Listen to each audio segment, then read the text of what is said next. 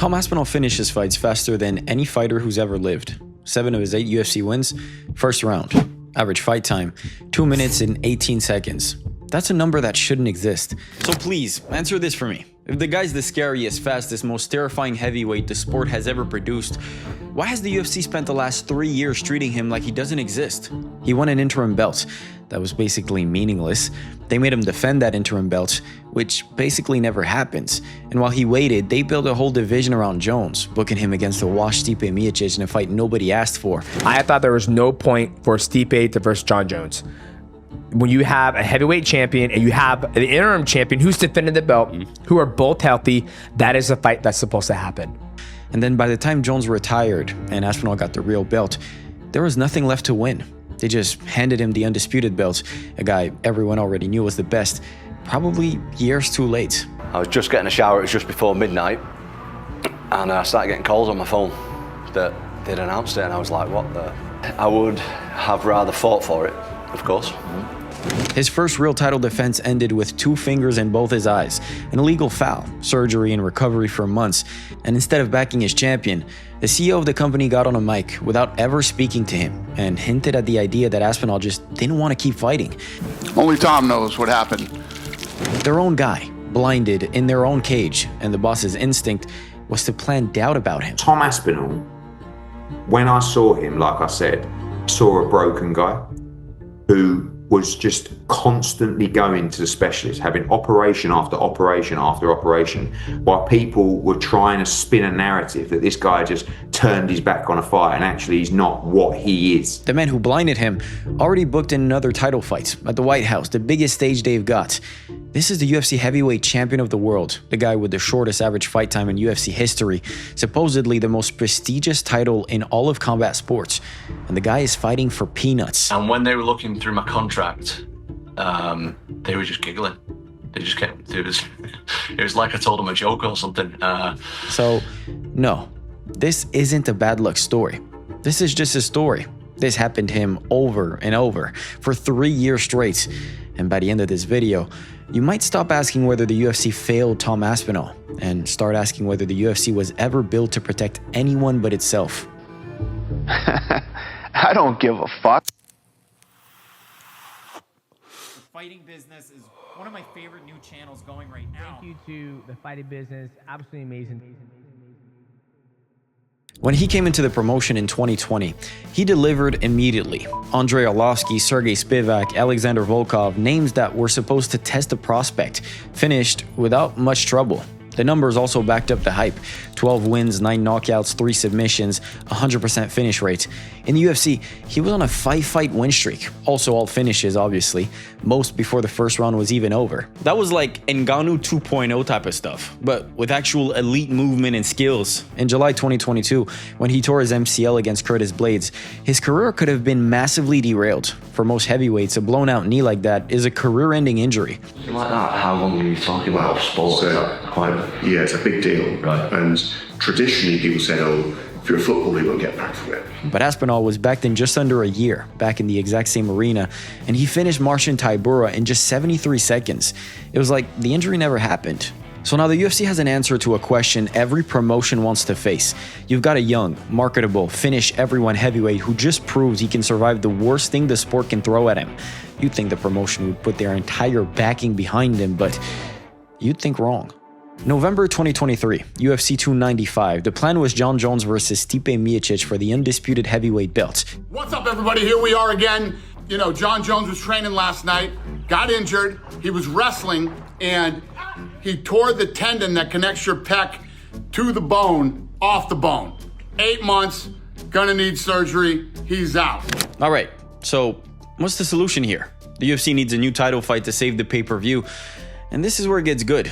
And by good, I mean tricky. Sergey Pavlovich, who was already serving as the backup for the title fight between Jones and Miocic, was called up. But obviously, Stipe won in no part of the up-and-comers, so they called in Tom Aspinall to fill in, on 2 weeks' notice. Pavlovich was on a 6-fight first-round knockout streak. At the time, that dude was the scariest and most dangerous fighter in the company, by far. He's beaten up 6 people, including in main events on the worldwide leader, by the most impressive way that you can do it in the most impressive round that you can do it, repeatedly. So we had switched two old legends past their prime, both hinting at retirement, with the two most dangerous first-round finishers in heavyweight history in the same cage for a belt. On paper, the most statistically violent title fight the UFC has ever booked. 69 seconds. That's how long it took. Interim heavyweight championship. Has it all sunk in for you yet, Tom? Absolutely not. I'm not sure it ever will, to be honest. I still can't believe that on 2 weeks' notice I didn't even know I was fighting. And then, as I just spoke to you off camera, straight away as I started training, I pulled my back. So my training was unbelievable. Not great. My training camp for this was almost non-existent. But so now he's the interim champ. And in the UFC, the interim belt has one job. One. You hold it, the real champ comes back, and you fight to unify. That's the entire reason the belt even exists. It's a placeholder that guarantees you the next shot. Spoken or not, that's how it works for everybody. Everybody except Tom. While Jon is still recovering, the UFC makes Aspinall defend the interim belt to keep him busy, partly because he had been inactive for almost 8 months already, but most importantly because they knew he wasn't touching that undisputed title shot. Obviously, he doesn't deserve anything, right? He's working his way up. He's climbing up the ladder, and everybody's like, he deserves this, and he deserves that, and he doesn't deserve anything. Defending an interim belt is almost unheard of. You can count the examples on one hand, but he did against Blades in July 2024, the rematch of the fight where he tore his knee. And guess what? He also finishes him in the first, gets his revenge, cleans up the one blemish on his record. But who even gives a fuck, right? You got Stipe and Jon who have paid their dues. They've been here forever. They fought everybody. They fought all the fights that you could possibly fight. These guys deserve to fight each other. The UFC still books Jones versus Miocic at UFC 309, a fight most fans didn't even want. A 40-something Stipe who hadn't fought in years. And guess what? Jones wins by TKO in the third. Never saw that coming. The actual interim champion sits cage side, watching Jon Jones do everything he can to avoid him. So you don't need him. I don't feel like I need him. And, you know, just because someone's newer or maybe more exciting doesn't mean that they replace what is already here. Yeah. So look at the timeline. November 2023, he wins the interim belt. July 2024, he's forced to defend it. November 2024, Jones fights Miocic, not Aspinall. June 2025, Jones retire, and Aspinall gets promoted to undisputed by default. I will retire Jon Jones without even fighting him. Yeah, that's how the biggest moment of his career happens. Undisputed champion of the world. By default. He never got to win the belt in the fight. They just handed it to him because the other guy left. Jon Jones called us last night and retired. Jon Jones is officially retired. Tom Aspinall is the heavyweight champion of the UFC. When Justin Gaethje wins the interim lightweight belt, he's immediately booked for the undisputed title fight, even with a clear #1 contender desperately waiting for years. That's the normal treatment. That's the system working the way it's supposed to, I guess. Aspinall was the one guy the system decided to skip, which raises the obvious question: why? Why would the UFC bend over backwards to avoid making the one fight everybody wanted to see? Well, funny you should ask, because the men on the other side of that belt had a very specific reason for not wanting any part of Tom Aspinall. Jon Jones, greatest of all time, depending on who you ask, heavyweight champion, and in his entire heavyweight reign, he defended the belt exactly once against Stipe Miocic in a fight a lot of analysts thought Stipe didn't even deserve. So the UFC tries to make the real fight, Jones versus Aspinall, and they reportedly put $30 million on the table to get Jones to do it, potentially the largest single fight purse in the history of the company. Jones confirmed the number himself. His words, not mine. Some of my motivations aren't traditional anymore. You know, I don't think I care about what most fighters would care about. Yeah. You know, most fighters wouldn't turn down $30 million. They just wouldn't do that. Yeah. My goals are different than other people's at these days. Now, sit with that for a second. The biggest payday in company's history, and he says no. He gave the UFC a number. He gave them a price tag. He said, I'll do it for this number. What number? I believe it's in the $30 million range for this fight, which, by the way, I think he deserved. Yeah. He didn't think that they would come up with the number, and they did. They came up with the number, and he said yes, and then 2 days later, 3 days later, whatever, he said, nah, on second thought, I'm out. That's it. That's how the greatest fighter of all time was forced to retire, by baiting the UFC with a number he didn't think they could get, and walk away saying, at least I tried. Now, if a man turns down the biggest check in the history of his sport specifically so he doesn't have to fight you, That's actually the loudest compliment there is. You don't pay $30 million to avoid someone you'd beat, right? And the whole time, Jones is in public calling Aspinall a quitter. Tom, when Tom gets hurt, it's like he's like immediately incapacitated. You poke my eye, and then he's like immediately. Same thing with Curtis Blades. When he hurt his knee, there was no limping, there was no trying to get up. It was just like immediately. Begging for a legacy fight with Alex Pereira instead, a fight easier and safer than the one everybody actually wanted. I'm not really worried about the Tom fight. I'm really worried about the Pereira fight. That's what I want to do. I don't want to fight dangerous up-and-comers anymore. Legacy worth it? It would be Alex Pereira. I like to fight Alex Pereira. So that's where we are. Champion by default. The GOAT declined $30 million to fight him. He wasted years for a fight that everybody knew was never coming. Except for Dana White, I guess. Jon Jones behind the scene is not a guy that turns down fights. Would you guarantee 100% we see that fight? Yeah. I'll say 100%. Thank you. Yeah. And then he finally gets a defense booked. A real one. His chance to prove he's the guy in a cage. For real, no asterisks. And it turned into the worst night of his career. And not because he got beat. October 25th, 2025, UFC 321, Abu Dhabi, Aspinall's first undisputed title defense against Cyril Gane. And it was a fight, competitive. Gane's cracking him with the jab, busting him up. Aspinall's pressing forward. 4 minutes and 35 seconds into round one. Gane's finger goes straight into both of Aspinall's eyes. Absolutely perfect execution. Jon Jones would be proud. As fans, we've seen 1,000 eye pokes. Most of the time, the guy blinks it off and they restart. So when it happened, a lot of people watching at home assumed Aspinall was milking it. But then the medical report came out, and this was nothing like the usual graze. From here onwards to the right, it's just double vision constantly. And it's a little bit grey as well. So I've got like a grey eyesight from there onwards and double vision. This eye's still a little bit blurry. The other part of this eye is blurry. But the main thing that's bothering me at the minute is double vision. It was brutal. Bilateral traumatic Brown syndrome, a rare condition where your eye physically can't move upward. Double vision, reduced motility, substantial visual field loss, a possible fracture in the wall of the orbital bone. Brown syndrome doesn't get fixed with ice and a week off. We're talking steroid injections directly into the eyeball or surgery. Aspinall ended up needing the surgery, a double surgery for both eyes in February 2026. He wasn't cleared to train for months. Think about where Aspinall was at this point. Years lost on the sidelines waiting on Jon Jones, finally active again, and now back on pause anyway. Surgeries, no clearance to train, none of it his fault. And while he sat there recovering, the story being told about him on the outside started to turn. It started with Dana White. Instead of backing his champion, he downplayed the whole thing, claiming there was no real damage to the eye and pushing the idea that Aspinall just didn't want to continue. You know, I can't make people fight, right? If I want to put together a fight, I can't make people fight. And you definitely can't make somebody continue if they feel they've been injured. Only Tom knows what happened. You know, could he see, couldn't he see, could he continue? Only he knows that.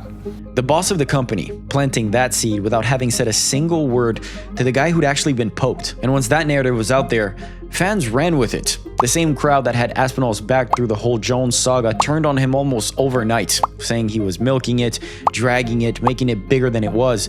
Every time Aspinall gave an update on his own eyes, the comments filled up with people telling him to stop talking, that he was playing victim. A lot of haters out there who are living some very sad lives, who think they're eye doctors and have never... Listen, I'll double eye poke you full blast in the eyes and see if you can still write some grim comment on Instagram or YouTube or whatever. You let me know, you tough guys out there who think you can, who think you'll be able to carry on with one of the best strikers in the world when you can't see a thing. A champion sitting at home recovering from surgery, and somehow he'd become the villain of his own injury. As the guy in the locker room, what are you hearing on Tom Aspinall? Is Tom Aspinall going to return? Should this fight be for the interim championship that we're getting ready to see at the White House, or should we be stripping Tom and this should be for the undisputed title? Yeah, I mean, to get the division moving again, Pereira and Gane should be for the heavyweight championship. You got a guy that claiming that he's blind now and then saying that he can't practice. He can't even drive. And then all of a sudden he's saying he's gonna come back. It's like, just choose one or the other at this point. He went on Helwani's show in December, and you could tell Ariel was basically baiting him to go off, as he does so well. It didn't feel like he was defending you or the decision not to fight or the injury or even being critical of Ciryl. It seemed like he was upset that the fight didn't continue because it was back and forth, and it seemed like he was actually rather complimentary of Ciryl. When you heard his comments, how did you react? Slightly disappointing because he hadn't spoke to me. He hadn't give any he was already giving updates on my health, and he had no idea what had gone on. Yes, so disappointing, mate. Disappointing. He was laying him up, asking the pointed questions, pretty much handing him the chance to unload about how little respect he was getting. But even while the company was completely mistreating him, he kept it short. The notion of it being framed as Tom didn't want to continue. In the moment you're in the hospital, you're hearing this, you're seeing this, and how did that sit with you? I was very disappointed. But even keeping it short, what came out was telling, because when Ariel asked how the UFC had been checking up on him through all of this, the surgery, the recovery, the whole situation, the answer was basically that they hadn't at all. Nobody reached out. Dana was out there giving updates about his eyes to the entire world, but never once picked up the phone to actually ask the guy how he was doing. Yeah, I don't really know what to say. That's the way it is. Has he sent you a text or DM in the aftermath? Hope you're feeling better. No, nothing like that. This is a man who gave years to the company, carried the heavyweight division, did everything they asked of him. And the moment he was hurt and not making them money, something changed. Now, this is something a lot of fighters never see coming. When you're winning and selling and valuable, the UFC obviously loves you. They take care of you, they keep you close. The real test, though, is what happens when something goes wrong, when you're injured and you can't make them money anymore. That's when you find out who people actually are. He was valuable to the company, sure, but valuable and cared about aren't the same thing.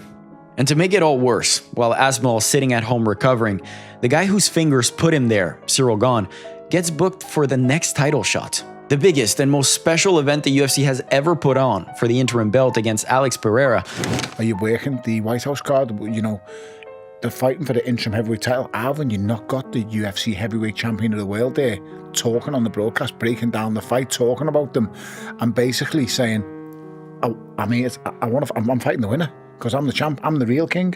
So have you got any plans, Tom, to be there? No, they've not asked me. No one's asked me yet, so... How insane is that? Now look, realistically, that was just the fight to make. The division was thin, and Gane Pereira is an amazing matchup and kind of the only option. But put yourself in Tom's shoes for a second. After years of inactivity and uncertainty, you finally get a chance to get back in action, and you get blinded by an illegal foul through no fault of your own. 2, 3. So what have you just seen there? I've just seen that every time his hand comes out, it does this. And it's wrong. And then you're stuck on the couch watching the guy who did it walk into the next title fight in the biggest event in the sport's history. That's a tough one to swallow. Through all of it though, the waiting, the injury, the recovery, watching everyone else move on without him, you'd at least hope the man was getting paid like the best heavyweight on the planet. But he wasn't. Not even close. And once you see the actual numbers, the whole thing goes from frustrating to flat out insulting. His contract is disgusting. They have no respect for him, completely disregarding and disrespecting the value that he brings as a UFC heavyweight champion. So let's talk about money, because this is the part that ties the whole thing together. Back in March 2026, Aspinall signed with Eddie Hearn's Matchroom, an advisory and commercial deal, so nothing to do with him leaving the UFC, at least for now. I look at you and I think you are one of the biggest stars in global fight sports. So time to put some respect on that, time to build that brand, build that profile. Our role with you is to sit across the team to do that. The timing was definitely a little spicy though, because just a couple of weeks earlier, Dana White's own boxing venture, Zuffa Boxing, had stolen Conor Benn right out from under Hearn. Is there a bigger pussy than Eddie Hearn? He was quite upset that Conor Benn left him. Is there a bigger pussy than Eddie Hearn? So you could say Hearn got a bit of a payback by snapping up the UFC's heavyweight champion. Fine, I guess that's part of the story. The part that actually matters though is the contract Aspinall is fighting under. And look, criticizing how the UFC pays its fighters isn't some hot take. I'm not telling you stuff you haven't heard before. But this is the heavyweight champion of the world we're talking about. The man widely regarded as the baddest man on the planet. And when Hearn's team actually sat down and read what that man was earning, they were giggling. It was a joke to them. Hearn said it himself. The thing was a disgrace. His return is going to be massive when it comes. And as an organisation, they need him. Forget he needs the UFC. He actually don't need the UFC now. But they need him because they need heavyweight stars on stars full stop. And he's a young man that goes in there and entertains. Now, you can take that with a grain of salt if you want. Hearn represents him now, so of course he's going to say Aspinall's underpaid. That's his guy. But strip Eddie Hearn out of it completely, and the fact doesn't change. Across his entire UFC run, Aspinall has earned somewhere around $3.5 to $4 million total for 10 UFC fights. His base purse for the Gone fight, his first defense as undisputed champion, was about $500,000. That's the heavyweight champion of the world, the fastest finisher in UFC history, a guy with an entire country behind him, in his prime, the exact kind of young superstar you'd think a company would invest in. Now put that next to boxing. And listen, we all know by now that top boxers just make more than MMA fighters. That's nothing new. That's been true forever. But these numbers, they're on a completely different planet. I'm telling you, even while researching this video, I had to double take because the gap is genuinely absurd.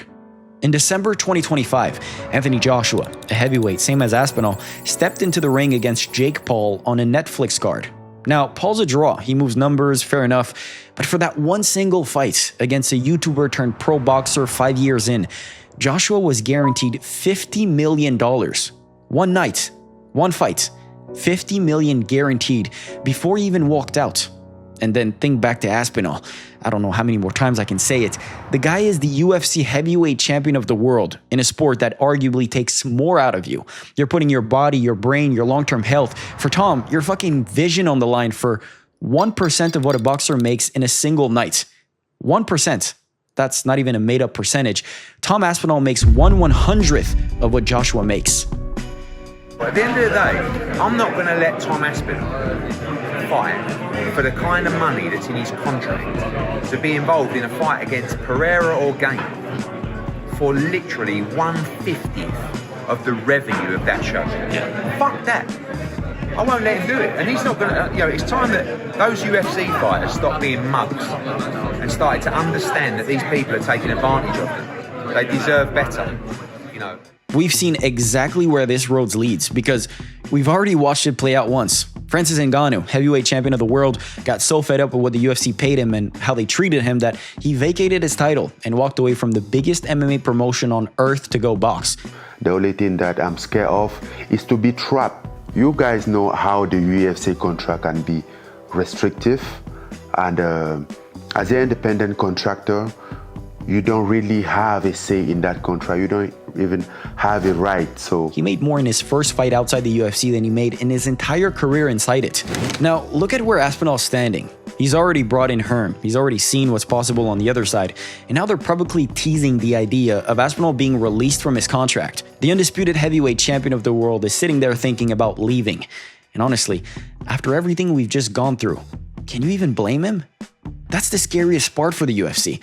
Not that one fighter is unhappy, it's that their best heavyweight is looking at the same exit Ngannou took, and the company gave him every reason to walk through it. So let's do something. Let's put the whole thing on the table and just look at it. Fastest finisher in heavyweight history. Kept waiting for a shot he'd already earned. Won an interim belt and never got the unification fight every other interim champ gets automatically. Got forced to defend an interim belt, which basically never happens. Watched a GOAT turn down $30 million rather than fight him. Won the undisputed title by default, never in a cage.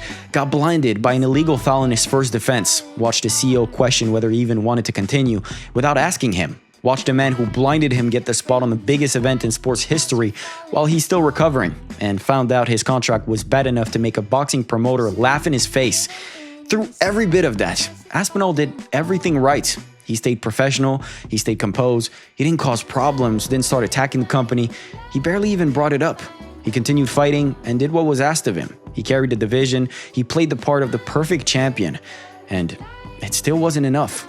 Because this was never really a Tom Aspinall problem. He's just the clearest example we've ever gotten. Everything that happened to him traces back to one simple truth about how this company is built. And once you see it, you can't unsee it. The UFC holds all the power, and they hold it because of leverage. Think about what they actually control. They are the biggest stage in the entire sport. If you're a fighter and you want to prove you're the best in the world, there's nowhere else to do it. No other promotion comes close. You want to be famous, you want to have a legacy, you kind of got to make it over to the UFC. If you want to say you're the best in the world, You if you're the champion anywhere else, if you're not in the UFC, you're just not the best. So every fighter who signs needs the UFC far more than the UFC will ever need them. One champion gets hurt, gets difficult, gets too expensive. There's a line of hungry fighters behind him willing to take that spot for a fraction of the price. The fighters are replaceable. The platform never is. That's exactly why a guy like Aspinall can do everything right and still get treated like he's replaceable. It's nothing personal. It's not even really about him. It's just what happens when a company knows it holds every card. You don't have to take care of your champion when there's always another one coming. That's the realization this whole story leads to. The UFC was never built to protect its fighters. It was built to protect the UFC. And the scariest part is that Aspinall is the best case scenario, the champion, the golden goose, the one guy they had every reason in the world to take care of. If this is how the story goes for him, one of the most valuable fighters they have. And ask yourself this, what's really waiting for everyone beneath him? That's not bad luck. That's the business. And until that changes, Tom Aspinall won't be the last one we watch go through it. Now, if you're wondering why Dana White isn't out here promoting his own heavyweight champion of the world, it's probably because he's been busy somewhere else. A completely separate sport, if you can even call it that. And I don't want to spoil it, but it's not going too well. I broke down the entire story in this video right here. Go check it out.